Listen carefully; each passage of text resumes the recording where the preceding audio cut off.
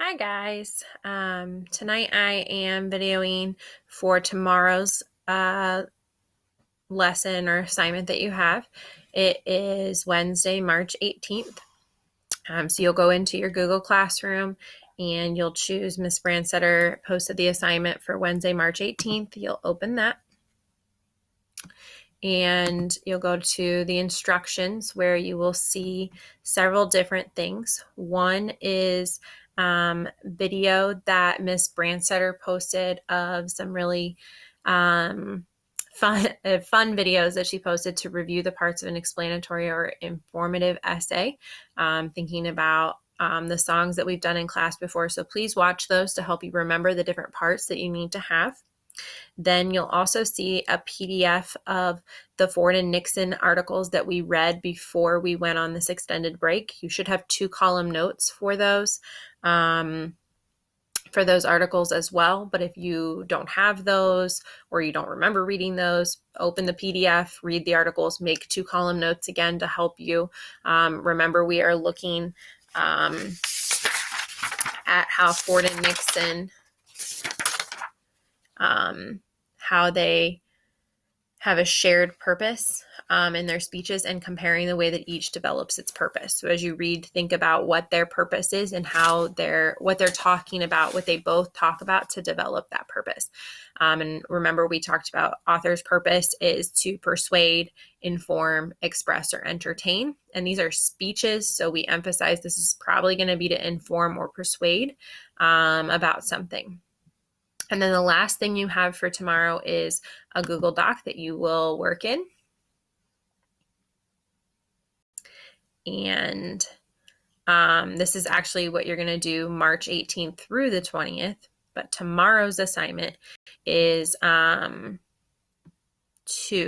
look at the graphic organizer that Ms. Brandsetter created, where we have the shared purpose that they both have is to persuade Americans to accept Nixon's resignation and Ford's pardoning of Nixon's alleged activity in the Watergate scandal. And then you have to have 3 comparisons to prove that purpose. Well, we have come up with the comparisons for you. We have that they both wanted Americans to unite together to create peace. They both wanted to put the interests of the nation first. That's the second comparison. And the third comparison is that they both wanted to move past the scandal. Then we've come up with the textual evidence for the first paragraph for you. That's already been done. Nixon paragraph 11, Ford paragraph 19.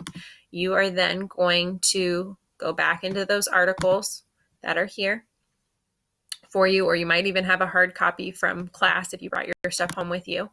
And you're going to determine the evidence in Nixon and the evidence in Ford that is showing that they both wanted to put the interest of the nation or the interest of America first rather than their own personal interest. And then you're also going to look for evidence in Nixon and evidence in Ford that show that they want to move past the scandal. Then we have written part of the explanatory essay for you. So the introduction paragraph has been written for you. How would you feel if it should be after?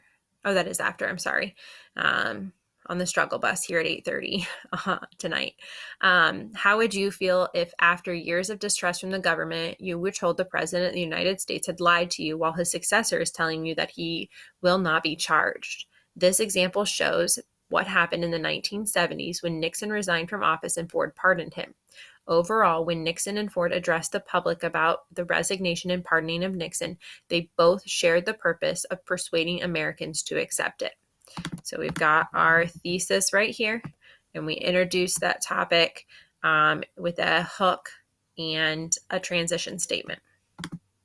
Then we have the first body paragraph done for you. You'll see here. So it says, first, both Nixon and Ford speeches urged Americans to unite to create peace. That is our first reason or our first way, our first subpoint. And we gave evidence in Nixon's speech. As we look to the future, the first essential is to begin healing the wounds of this nation, to put bitterness and divisions of our recent past behind us, and to rediscover those shared ideals that lie at the heart of our strength and unity as a great and as a free people. Paragraph 11. To clarify, Nixon is showing Americans that he is resigning so that they will unite as a nation to create a more peaceful future.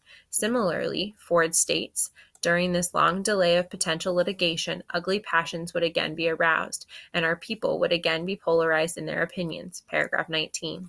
In other words, Ford is stating that if he pardons Nixon, it will prevent people from being blinded by their opinions, and it will lead to peace in the nation.